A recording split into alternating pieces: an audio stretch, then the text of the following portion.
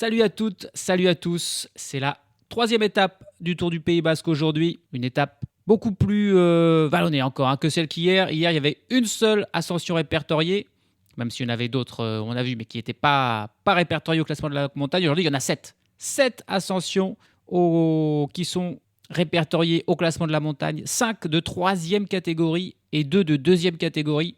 Autrement dit, Diego Uriarte, avec ses 5 petits points, ça ne vaudra pas cher au final aujourd'hui. N'importe qui va pouvoir s'emparer du maillot de la montagne, mais pour ça, il faudra prendre l'échappée. Il devrait y avoir une belle bagarre. C'est une belle étape pour Baroudeur.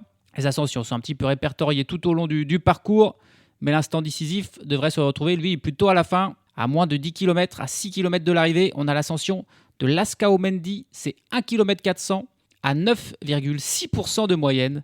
C'est donc un mur, tout simplement, il n'y a pas d'autre mot, un petit mur à 6 km de l'arrivée. Une étape aujourd'hui qui fait 157 km entre Sarroz et Beasain. Et donc, les favoris du jour, c'est vraiment les joueurs du classement général, mais aussi les punchers, les vrais punchers.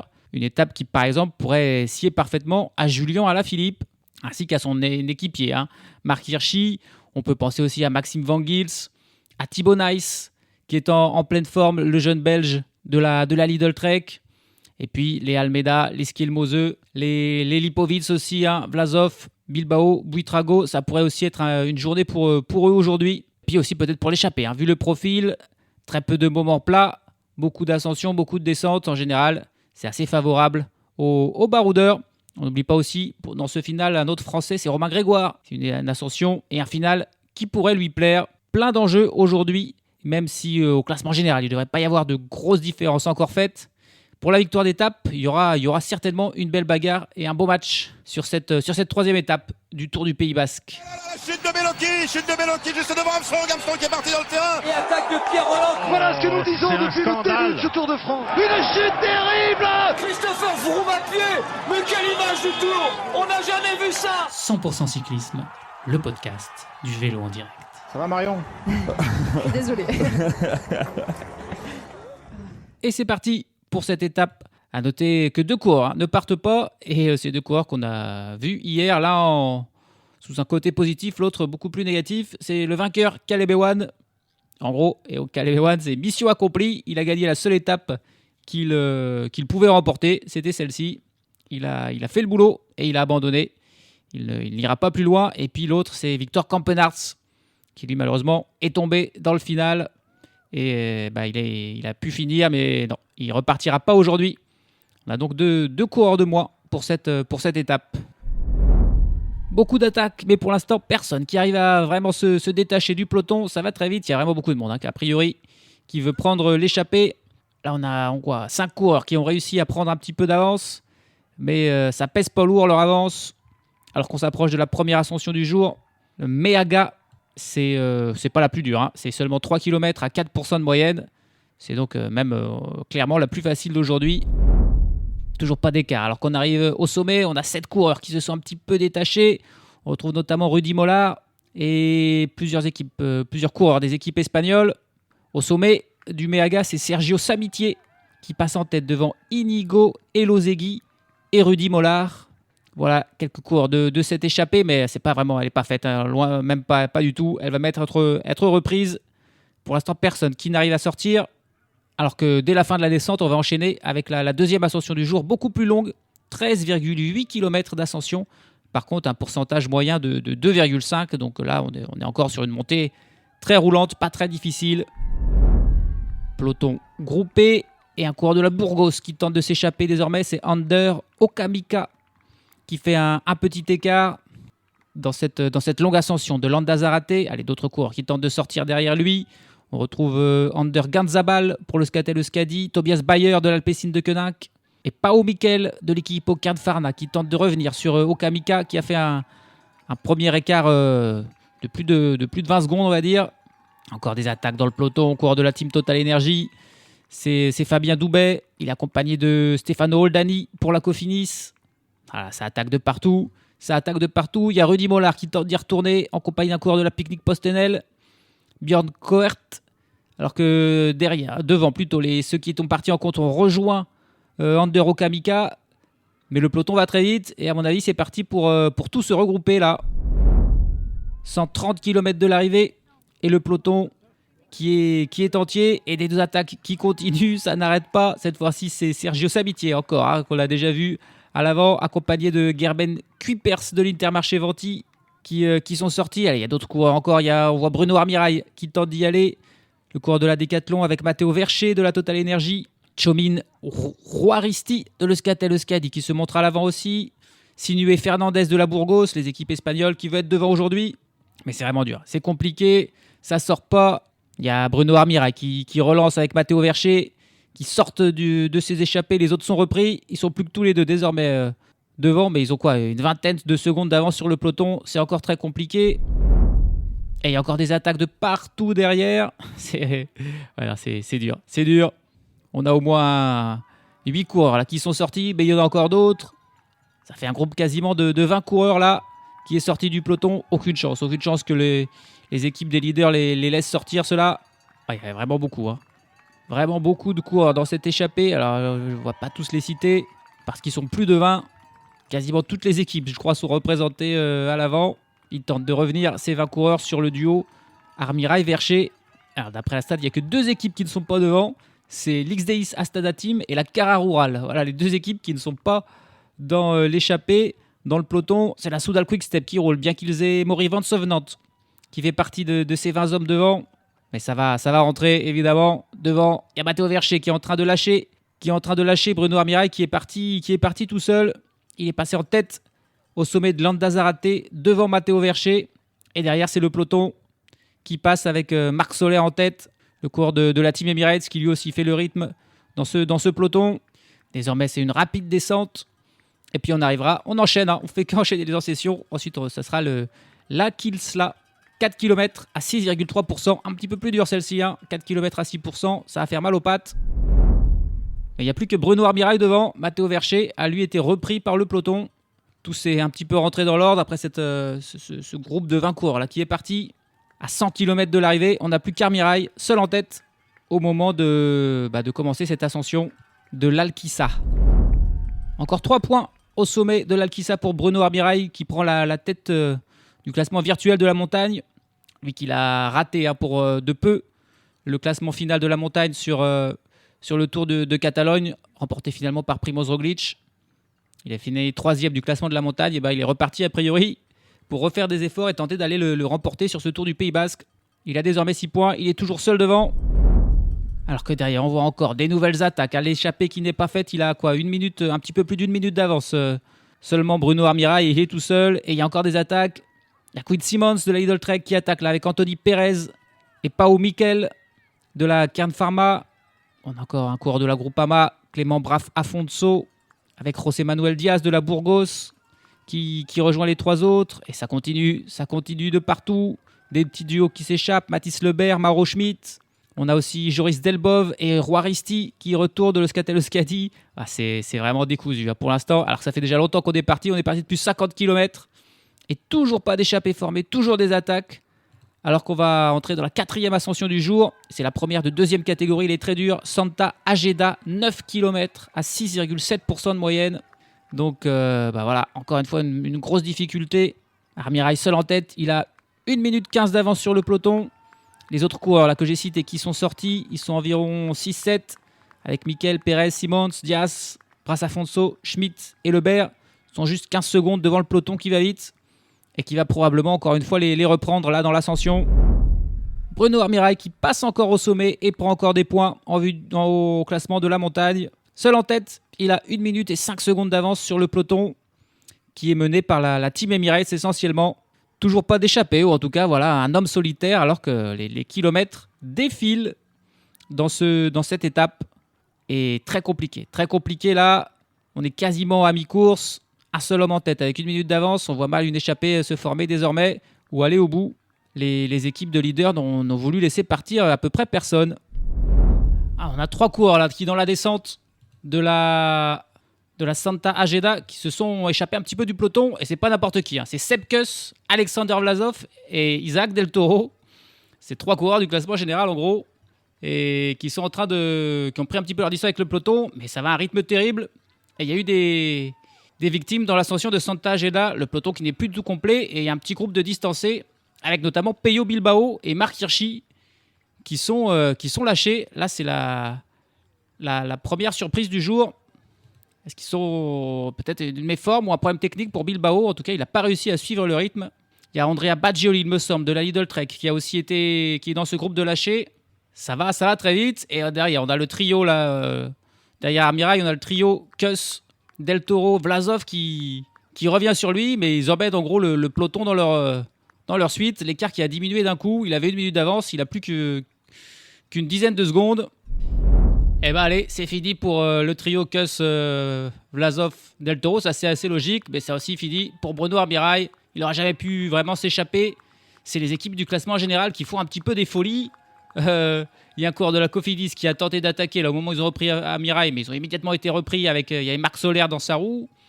Et là, on a Lipovitz, carrément Florian Lipovitz, qui vient de tenter de partir, de s'échapper. On est désormais, on n'est plus dans la descente, on est dans l'ascension de la Mandoubia, 5 km à 5,2% de moyenne. C'est la 5e ascension du jour. Et on pensait que ce serait un journée pour baroudeur. Pas du tout. C'est vraiment les équipes du classement général qui impriment un rythme terrible. Et il y a là, le peloton qui est assez... il n'y a plus vraiment de peloton. Il y a des petits groupes un peu de partout. C'est très compliqué de savoir, encore une fois, qui est qui. On voit Maximilian Charman. Il est dans un deuxième groupe. Florian Lipovitz, qui a été repris. La Team Emirates, qui a suivi son attaque. On est à 70 km de l'arrivée. C'est quand même ouf. Et là, il y a encore 2 coureurs. Un coureur de la Emirates avec un coureur d'Astana dans sa roue qui sont sortis un petit peu en facteur. Derrière, un groupe de favoris mené désormais donc, par les coureurs de la Red Bull qui sont une quinzaine. Et donc, Maximilian Charman est dans un 3e groupe, une vingtaine de coureurs. C'est Brandon McNulty là, qui est sorti pour la UAE avec un coureur d'Astana dans sa roue. Mais les écarts sont à chaque fois minimes. À chaque fois, ça revient. C'est une étape très, très compliquée pour l'instant. Allez, on arrive au sommet de cette 5e difficulté. C'est McNulty qui passe en tête devant Harold Terrada. C'est lui, le coureur de l'Astana, qui est avec lui. Le peloton qui s'est regroupé. On a désormais, on va dire, 40 coureurs avec notamment le leader Maximilian Charman, avec Almeida, avec Skelmose, avec Henrik Mas, avec un petit peu tous les favoris, à l'exception notable, surtout de Peyo Bilbao. On va désormais aller dans la descente. Et là, on va voir un petit peu le seul passage plat. On va voir environ 30 km plat, avec un sprint intermédiaire au milieu, avant l'ascension de Gaïnsa. C'est le premier des 2 derniers murs, 2 km à 11,3% de moyenne. Et là, il est possible que ça explose complètement, mais il restera encore quasiment 50 km jusqu'à l'arrivée. Et le dernier mur, là encore, il y aura un bon passage de vallée, de plat, entre les deux murs finaux. Le scénario est encore complètement indécis pour l'instant. Il y a eu une cassure dans le peloton, dans la descente. Et on a 2 coureurs de la Movistar. C'est Nelson Oliveira et Henrik Mas, accompagnés de Joao Almeida et d'un coureur de la Lidl Trek. Est-ce que c'est Mathias Skelmose qui reviennent sur McNulty et Terrada? Et ils ont une petite avance. Ils ont une dizaine de secondes d'avance sur le peloton qui va rouler. C'est probablement la Red Bull Borans Gros désormais de Lipovitz et de Vlasov qui doit rouler parce qu'il y a Mas, Almeida et Skelmose devant. Ça ne va pas les laisser évidemment prendre trop d'avance. C'est vraiment une étape folle. Il n'y a pas d'échappée. Et maintenant, les échappées, c'est que les leaders du classement général. On voit le peloton là, en file indienne. Ils sont bien 35-40 encore, on va dire. À la poursuite donc des 6 hommes de tête que sont Almeida, Skelmose, Oliveira, Terrada, McNulty et Henrik Mas. Henrik Mas qui a perdu tellement de temps lors du premier chrono. On peut se permettre de lui laisser un peu de champ, mais beaucoup moins en ce qui concerne Almeida et Skelmose. Et derrière, c'est bel et bien la Red Bull qui roule. C'est Finn Fischer Black qui est en tête du peloton juste devant Florian Lipovitz. Maximilian Charman, lui, est toujours là dans ce peloton. On est à 61 km de l'arrivée. Et on va attaquer donc désormais une partie plutôt plate. Il y a 2 petites bosses, petites ascensions non répertoriées. Mais sinon, ça sera plat jusqu'au mur de Gaïnsa. Finn Fischer Black qui n'en peut plus, c'est Lipovitz lui-même qui prend la tête du peloton dans ce passage un petit peu pentu, même très pentu. Il y avait 2 petites ascensions non répertoriées. Elles sont pas longues, elles font 1 km, mais elles sont quand même joliment pentues avec 6% de moyenne.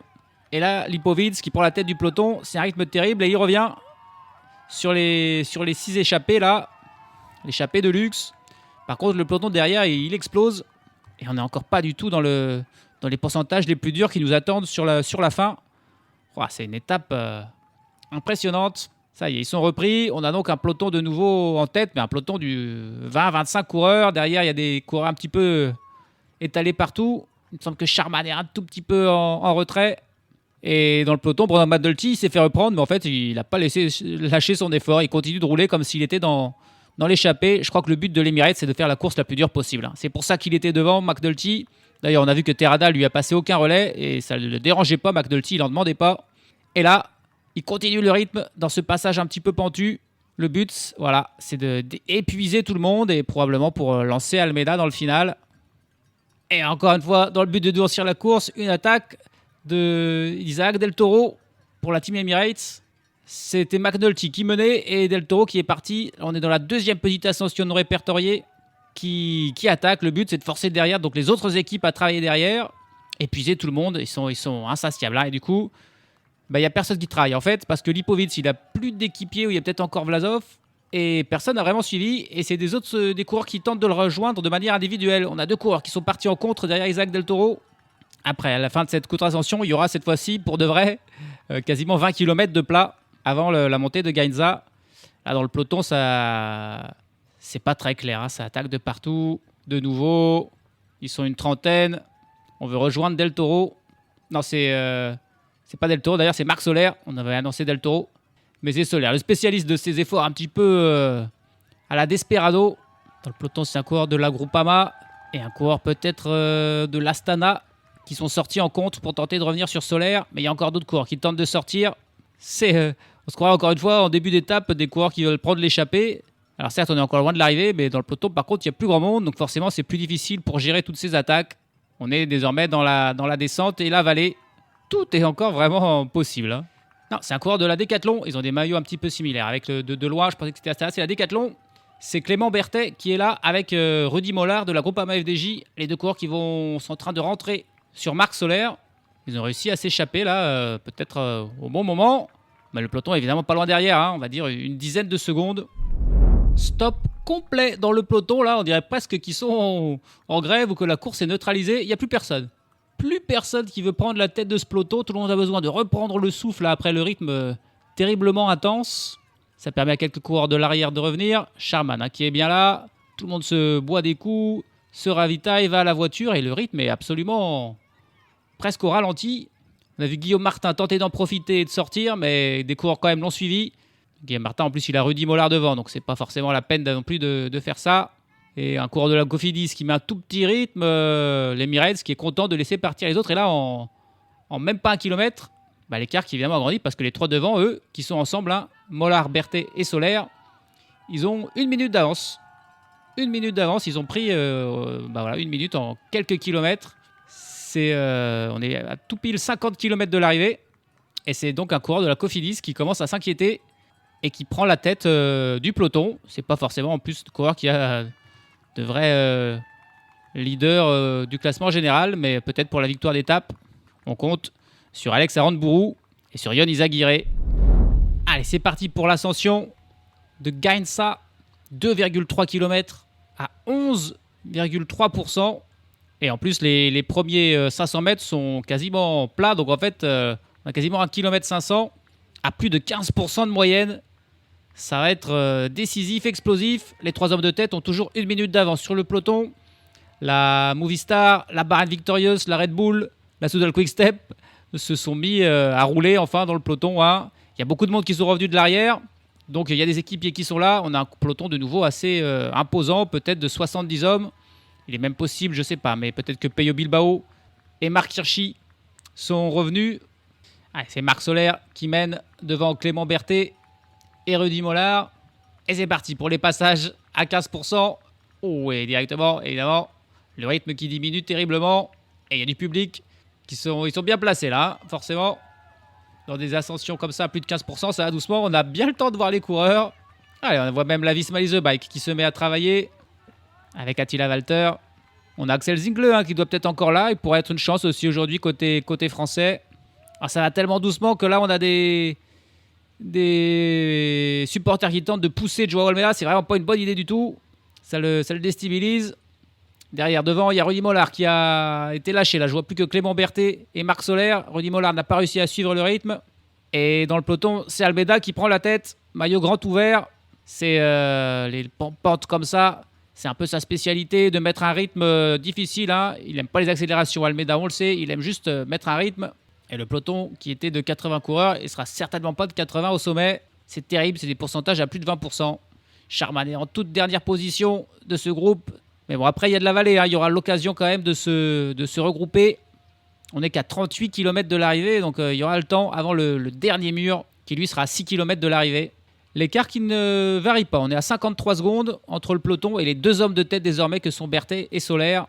Un coureur de la Red Bull Boranzro qui a pris la tête du peloton finalement à la place d'Almeida. Et Clément Berthet qui se débarrasse de Marc Soler. Clément Berthet qui est parti là. Marc Soler qui n'a pas pu suivre. C'est bien joué ça pour le français de la Décathlon. Soler il a du mal, là il fait des zigzags sur la route. Oh, c'est vraiment une ascension absolument terrible. Une petite route de campagne là, bucolique. Mais alors qu'est-ce qu'elle est pentue. Rudy Mollard est toujours là mais déjà un peu plus loin. Dans le peloton, ça reste encore groupé. Il n'y a pas d'attaque, on fait juste un rythme. On a toujours peut-être 25 coureurs. Oh là, c'est vraiment terrible. On voit même les motos qui ont du mal parce que forcément les motos elles vont tout doucement. Et du coup elles ont du mal à garder l'équilibre. À cette vitesse réduite, on va à 6-7 km/h.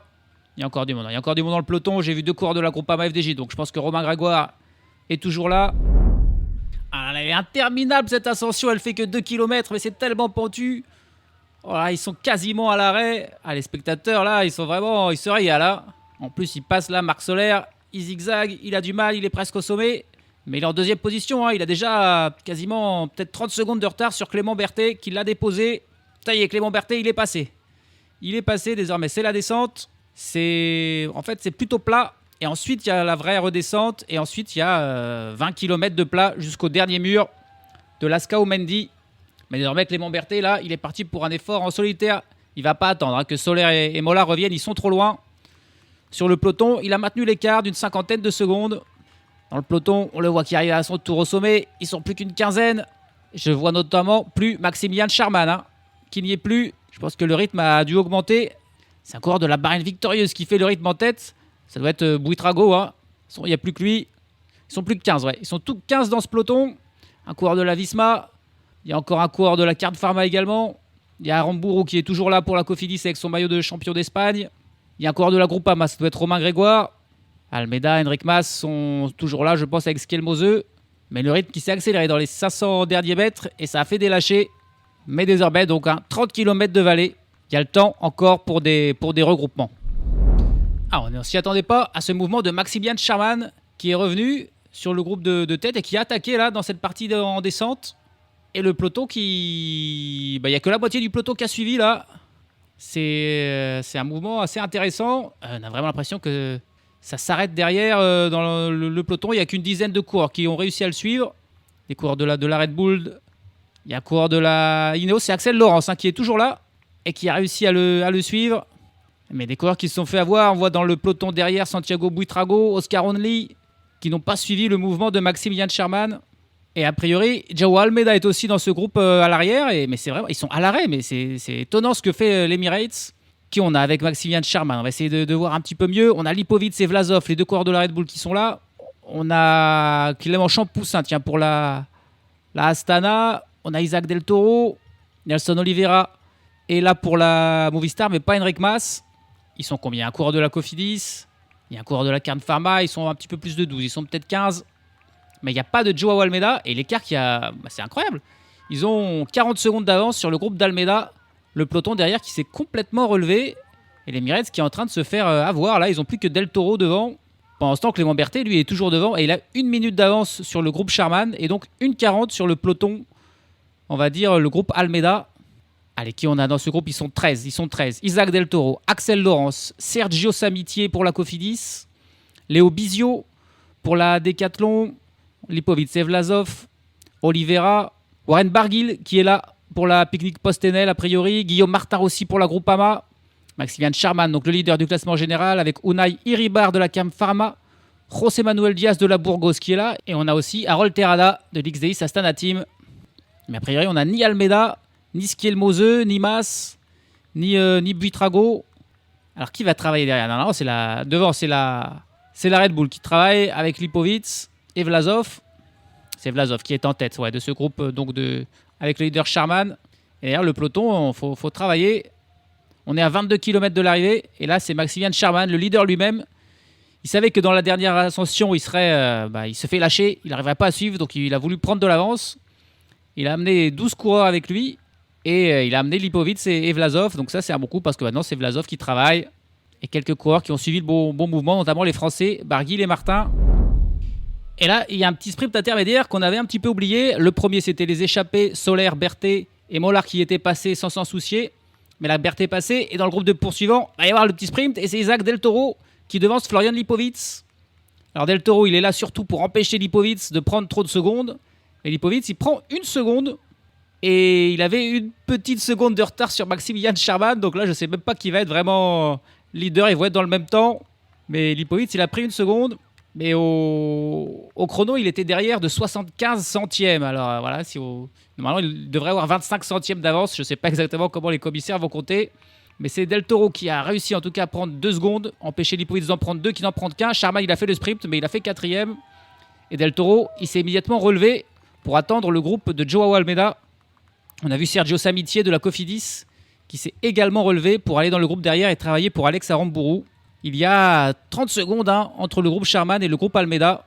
Pendant ce temps, Clément Berthet, lui, a encore 40 secondes d'avance sur le groupe de Maximilian Sharman, mais il se rapproche avec notamment un énorme travail d'Alexander Vlasov qui travaille pour Florian Lipovic, la Red Bull qui est la seule équipe avec 2 coureurs dans ce groupe. Étonnamment, Nelson Oliveira, lui, s'est pas encore relevé pour tenter de ramener Enric Mas, mais il faut dire qu'Enric Mas il est tellement loin déjà au classement général qu'ils ont peut-être déjà fait adieu à une potentielle victoire. C'est une étape vraiment folle, vraiment décousue. On est à 10 km de l'arrivée. Donc là, on va rappeler quand même la situation. Clément Berthet, seul en tête. Il compte plus que 20 secondes d'avance sur un groupe de 11 coureurs avec Axel Laurence, Léo Bizio, Florian Lipovic, Alexander Vlasov, Nelson Oliveira, Warren Barguil, Guillaume Martin, Maximilian Sharman, Unai Iribar, José Manuel Diaz et Harold Terrada. Et ces 11 coureurs ont eux-mêmes 20 secondes d'avance sur le groupe de poursuivants qu'on peut appeler le peloton. On retrouve notamment Joao Almeida, Mathias Kielmose, Buitrago. On a Alex Aramburu, Enric Mas, Steph Kras, Ocar Onley, Romain Grégoire. Julien Alaphilippe est également là dans ce groupe. Wilco Kelderman, Clément Champoussin. Parmi les éventuels coureurs qui pourraient s'imposer aujourd'hui. Et franchement, que l'on soit Clément Berthet, que l'on soit dans le groupe Sharman ou que l'on soit dans ce peloton avec Almeida, tout le monde peut encore espérer s'imposer parce qu'il reste une ascension très pentue, une ascension très difficile avec des passages à plus de 16%. Le Lasca Omendi, 1 km 400 à 9,6% de moyenne. Et donc là, vraiment, tous les paris sont ouverts. Tout le monde a encore sa chance malgré tout, même ceux qui sont dans le groupe Almeida. On retrouve encore un autre Français, c'est Axel Zingle, qui est là dans ce groupe et qui pourrait, s'il arrive à faire le jump, jouer sa carte dans le final. Après l'ascension, il restera 6 km, une descente très technique et 2 derniers kilomètres sur le plat. Ça va être ça va être chaud, ça va être passionnant et on s'approche très vite de cette dernière ascension. Alors que c'est fini, Marc Soler et Isaac Del Toro viennent tous les deux de se relever. Il n'y a plus personne pour travailler pour Almeida. Et on a des coureurs de la Movistar, de la Lidl Trek, de la Groupama qui se placent en tête de ce peloton pour réduire l'écart. Et allez, on y est dans cette ascension. Clément Berthet qui arrive en tête. Derrière, le groupe Almeida est en train tout juste de revenir sur le groupe de Lipovic. C'est Harold Terrada qui place une attaque dès le pied. C'est en plus le premier kilomètre qui est le plus pentu à 16%. Et c'est Terrada qui met la première banderille. C'est dur, c'est très dur pour Audi Mollard. C'est dur pour les coureurs qui étaient comme Lacon Quinn Simmons. Les équipiers qui lâchent. Clément Berthet qui est toujours en tête, mais il n'a plus que 10 secondes d'avance, on va dire. C'est Florian Lipovic qui, je crois, est désormais en tête. Avec Sharman qui s'accroche dans sa roue. Et Terrada également. On a un trio là. Lipovic, Sharman, Terrada qui ont fait un tout petit écart. Le groupe Almeida, il était rentré juste au pied, mais bon, forcément, il fallait encore remonter un petit peu. Et ils ne sont pas dans les roues de Lipovic du tout là. C'est Alex Aramburu qui est en train de faire un gros travail pour revenir. Il a un coureur de la Picnic Postenel. Est-ce que c'est Barguil ou est-ce que c'est Only qui est dans sa roue? C'est en train quand même de tous regrouper, j'ai l'impression, dans ces passages très pentus. Clément Berthet est toujours en tête. Mais Florian Lipovic qui est en train de revenir. On est encore à 1 km du sommet. Et ça y est, Berthet qui est repris par Lipovic et par Sharman qui fait un énorme... c'est beau ce que fait Sharman. Alors que Terrada, lui, n'est plus dans la roue. Clément Berthet, ça y est, qui est déposé. Voilà, il y a un petit virage. C'est terrible les pourcentages. Alex Aramburu qui mène toujours, on va dire, le groupe du peloton. Mais là, dans ce virage, avec des passages certainement à plus de 20%, il y a des coureurs qui ne peuvent absolument plus suivre. Du coup, ça fait des écarts. Il y a des coureurs qui doivent faire un effort pour passer. Et pendant ce temps, Lipovic qui continue à un rythme terrible. Et Sharman qui semble... son visage nous dit clairement qu'il souffre, mais il perd pas trop de temps. Et Aramburu qui semble très fort aussi. Aramburu qui revient. Aramburu qui revient dans la roue. Avec Henrik Mas dans sa roue. Et encore, on va dire, 4 coureurs dans sa roue.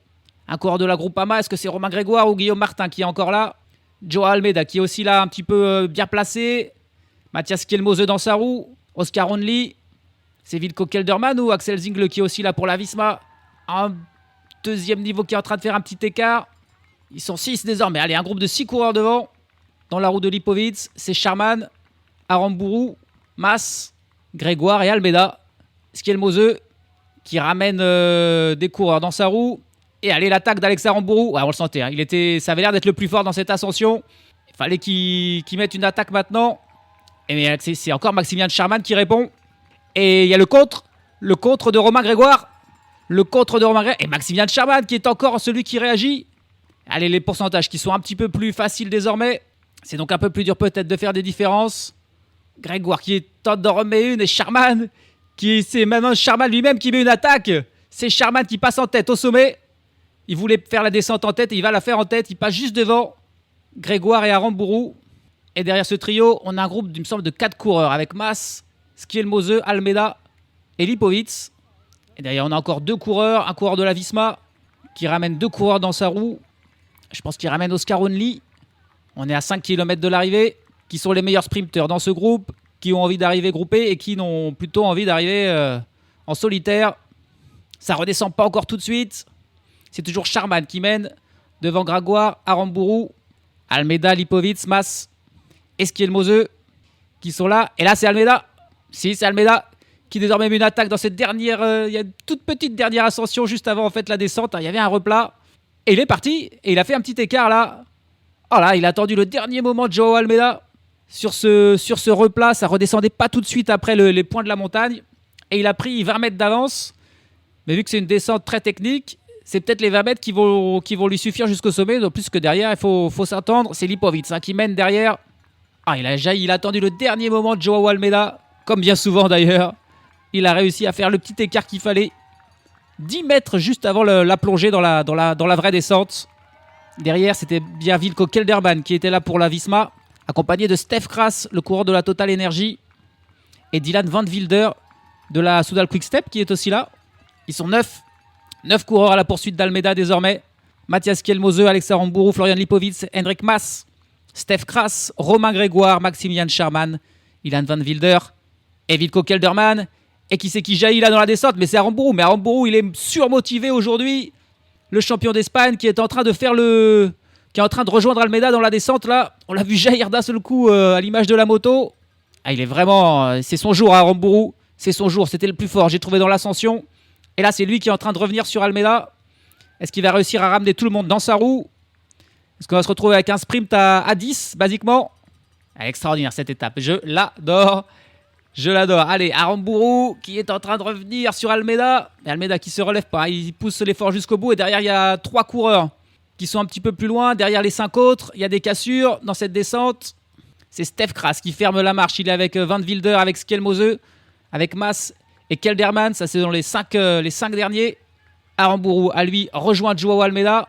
Et intercalé entre ces deux groupes, on a Romain Grégoire avec Lipovic et avec Sharman. On est à 2 km de l'arrivée. Almeida et Aramburu sont en tête. Oh, attention, là, Almeida, il a dû passer par le trottoir. Il a pris trop large dans un rond-point. Et du coup, Aramburu qui a pris quelques mètres d'avance. Il a fait une petite erreur là. Est-ce que ça pourrait profiter à Aramburu pour filer jusqu'à la ligne? On est à 1 km 500 de l'arrivée. Almeida qui se retourne, il voit que Lipovic c'est juste derrière lui, avec Grégoire dans sa roue, avec Sharman. Est-ce que ça s'est joué là-dessus, sur cette erreur, sur ce rond-point? Attention, il y a un nouveau rond-point. Oh là là, et Almeida qui l'emmène en plus tout le monde du mauvais côté du rond-point, celui qui était beaucoup plus long. Deuxième erreur consécutive d'Almeida sur un rond-point. Et là, ça descend désormais très bon pour Alex Aramburu. Il se retourne, ça se retourne. Ouais, ça va être bon pour Aramburu, il s'arrête derrière. Oh, quelle erreur d'Almeida, 2 erreurs consécutives. Là, fallait prendre à droite ou à gauche et il a pris à gauche, c'était beaucoup plus long. Ça faisait un grand tour du rond-point alors que Aramburu, qui est le seul à être passé à droite, eh ben, il a fait un schéma beaucoup plus court. Et tous les autres qui étaient dans la roue d'Almeida, bah, ils ont suivi Almeida et se sont fait avoir aussi. On est à combien ? On n'a pas l'écart avec la ligne d'arrivée, mais on est certainement dans le dernier kilomètre. Alex Aramburu qui regarde sous son bras. Le champion d'Espagne va-t-il s'imposer ici à domicile ? Allez, les 2 virages. On doit être à 500 mètres de la ligne et ça sent bon pour Alex Aramburu qui a parfaitement joué le coup et qui s'est surtout joué de Joao Almeida qui a fait 2 erreurs consécutives sur 2 ronds-points. Ah, il ne faut pas qu'il se relève, c'est Ilan Van Wilder qui mène derrière, il me semble, qui travaille pour Maximian Sherman. C'est le seul qui a un équipier. Allez, Romain Grégoire qui lance le sprint des poursuivants, mais ça sera trop tard, je pense, pour revenir sur Aramburu qui se prend le casque dans les mains. Ouais, ça va être bon. La victoire d'Alex Aramburu. Et derrière, je pense que Romain Grégoire devrait aller faire chercher la 2e place assez cruelle. Mais oui, c'est la 2e pour Grégoire devant Maximian Sherman qui prendra les bonifs. Tous les autres terminent dans le même temps. Du coup, Maximian Sherman va rester leader, mais la victoire, elle est pour Alex Aramburu, qui s'est, voilà, il était le plus fort dans l'ascension, et il a joué magnifiquement dans la descente pour revenir sur Almeida, et ensuite il a profité des doubles erreurs d'Almeida, qui a d'abord pris un rond-point trop large, et a dû passer par le trottoir, et a perdu la roue d'Aramburu, et ensuite, deuxième rond-point, il a pris le côté le plus long, en emmenant tous les autres poursuivants dans sa roue, qui du coup n'ont jamais pu revoir Alex Aramburu qui s'impose aujourd'hui. Et derrière, il y a un groupe qui arrive, mais il y aura des écarts au classement général en fait. Je pensais qu'il n'y aurait pas de gros écarts, mais cette étape a été tellement rapide du début à la fin avec aucune échappée qui ne s'est faite. Il y a un groupe qui arrive à plus de 50 secondes, il me semble. Un groupe avec Julien Alaphilippe et tous les autres perdants du classement général. Étape terrible du début à la fin. Et le vainqueur, c'est pour l'équipe française de la Cofidis, c'est pour le champion d'Espagne, Alex Aramburu. Alors que là, on revoit le ralenti du premier rond-point. C'était Almeida qui menait devant Aramburu. Il arrive à pleine vitesse, mais en fait, il arrive trop vite parce qu'ensuite, la route quand même se repliait sur la gauche et il a dû passer par le trottoir, freiner tout simplement, se retrouver sur le trottoir, redescendre du trottoir. Pendant ce temps, lui, Aramburu ne l'a pas suivi. Il est passé tout droit. Et sur le deuxième, Almeida qui fait encore le mauvais choix, sauf que cette fois-ci, les autres l'ont suivi. Alors que Aramburu, lui, il a eu l'intelligence sur le premier rond-point de ne pas suivre Almeida dans son erreur et de prendre la bonne trajectoire. Sur le deuxième rond-point, tout le monde a suivi Almeida en prenant la gauche du rond-point alors qu'il fallait prendre la droite. Et là, il a gagné 3 secondes sur ce seul mouvement. Les 3 secondes qui lui permettent de s'imposer tout simplement. Drama total, drama jusqu'au bout dans cette étape. Parce que là, on a eu une après-course un petit peu, encore une fois, folle. Comme l'étape, on a annoncé le déclassement d'Alex Aramburu pour ce rond-point-là. Ce fameux deuxième rond-point où il est passé à droite et tous les autres sont passés à gauche. Parce qu'en effet, il y avait une signalisation qui indiquait aux coureurs de passer à gauche, là où est passé Almeida et tous les autres qui ont suivi. Aramburu, lui, est passé outre ce signalement et est passé même devant 2 personnes qui signalisaient qu'il fallait à gauche. Il a donc été déclassé au profit de Romain Grégoire qui était annoncé vainqueur. Mais le drama ne s'est pas arrêté là. Parce qu'ensuite, nouvelle décision des commissionnaires. Il se trouve qu'il y avait une erreur de signalisation. La route prévue dans le roadbook, celle qu'avait analysée probablement Alex Aramburu avant le départ, indiquait qu'il fallait passer à droite du rond-point, là où lui est passé. Et donc, en gros, il a pris la bonne route, même s'il n'a pas suivi la signalisation. Aramburu, c'est un local, c'est un basque. Il avait certainement étudié le final de cette étape qu'il connaissait par cœur sur le bout des doigts. Il savait qu'il fallait passer à droite. Il a donc fait outre les signalisations pour prendre la bonne route qui était indiquée sur le roadbook. Les autres coureurs, probablement, qui ont moins étudié le final de cette course, ont eux suivi la signalisation, mais la signalisation était erronée. Elle disait de passer à gauche alors qu'il fallait passer à droite. Du coup, ils ont annulé la disqualification d'Alex Aramburu, qui est bel et bien le vainqueur du jour au prix d'atermoiements assez improbables. Mais voilà, le Le fautif, en fait, ce sont les organisateurs. C'est cette panneau de signalisation, ces flèches qui disaient de prendre à gauche du rond-point alors qu'elles auraient dû indiquer de passer à droite. Il aurait été donc injuste de disqualifier Aramburu pour avoir pris la bonne route, même s'il n'a pas suivi la signalisation. Mais il faut dire que la signalisation était fausse et on ne peut pas non plus en vouloir à Almeida qui, j'ai dit, il a fait une erreur, là, il a pris la gauche, c'était plus long, mais en fait, lui, il a suivi logiquement aussi les signalisations. Donc, les deux coureurs, en vrai, sont dans le vrai. L'erreur, elle est vraiment à la personne qui a mis cette bannière fléchée dans le mauvais sens, tout simplement. Du coup, la victoire, elle est bien pour Aramburu, un temps disqualifié, et finalement, bel et bien déclaré vainqueur pour la Cofidis avec 3 secondes d'avance. Les 3 secondes qu'il a pris à ce moment-là, sur ce rond-point. Donc, voilà. Quel aurait été le résultat si tout le monde était passé du même côté? On ne sait pas et on ne le saura jamais. Romain Grégoire, un temps déclaré vainqueur, termine 2e devant Maximilian Schermann. Suivent Joao Almeida, Henrik Mas, Matthias Skjelmose, Wilco Kelderman, Florian Lipowitz, Stef Kras et Ilan van Wilder. Voici le groupe de 10 coureurs qui est arrivé ensemble. Derrière, le groupe réglé par Julien Alaphilippe termine à 49 secondes. On y retrouve notamment Guillaume Martin, Oscar Onley, Santiago Buitrago, ou les deux coureurs de l'Astana, Clément Champoussin et Harold Terrada. Et il y a eu des gros écarts aujourd'hui. Un coureur comme Alexander Vlasov notamment, qui a beaucoup travaillé, termine 39e à 4 minutes 29. Et voilà, il va être équipier pour Florian Lipowitz, Vlasov, c'est clair, tout comme McNulty qui termine 40e, soit juste derrière Vlasov, mais à 7 minutes et 9 secondes. Donc 3 minutes derrière Vlasov, il y a vraiment eu des gros écarts. Sepp Kuss pour la Visma Lease Bike qui termine lui aussi 43e, donc pas très loin de ses coureurs au classement, mais autant il termine encore à 10 minutes 19, donc 3 minutes plus loin. C'est vraiment une étape qui va laisser des traces. Le dernier du jour, Tobias Bayer, il termine à 29 minutes et 20 secondes, soit 10 minutes après l'avant-dernier Asbjørn Elmose de la Jayco Alula. Tobias Bayer, il a été vraiment tout seul. Il avait le maillot vert en plus de meilleur du classement par points sur les épaules. C'est probablement pour ça qu'il s'est efforcé à finir, Tobias Bayer, mais il était à bout de force. Il s'en sort quand même en terminant cette étape loin après tout le monde. Et puis, il y avait 2 coureurs donc, qui ne sont pas partis, Ewan et Kampenhardt. Il y en a 3 qui n'ont pas fini. Yuri Letao de la Cararoual et 2 Français de la Décathlon, Jordan Labrosse et Victor Lafay, qui ont abandonné. Le classement général est évidemment grandement chamboulé. Même si Maximilian Schermann reste leader, il compte désormais 4 secondes d'avance sur Florian Lipowitz et Joao Almeida. Et les 10 du classement général, ce sont les 10 qui étaient les premiers du jour. Ilan van Wilder est désormais 4e devant Matthias Skjelmose, Wilco Kelderman. Romain Grégoire est 7e à 40 secondes de Schermann. Stef Kras, Alex Aramburu et même Henrik Mas en 10e position malgré son mauvais chrono. Il est désormais 10e à 1 minute et 14 secondes de Maximilian Schermann. Schermann qui garde la tête également du classement par points. Il devance dans ce classement Joao Almeida et Alex Aramburu. Au classement de la montagne, Bruno Armirail, qui est le seul qui a vraiment réussi à s'échapper aujourd'hui, est leader avec 12 points. Il devance 3 coureurs qui ont 6 points en la personne de McNulty, Schermann et Soler. Et puis au classement du meilleur jeune, c'est Romain Grégoire qui s'empare de ce maillot aux dépens de Michael Lennard qui a craqué aujourd'hui le coureur d'Ineos Grenadier.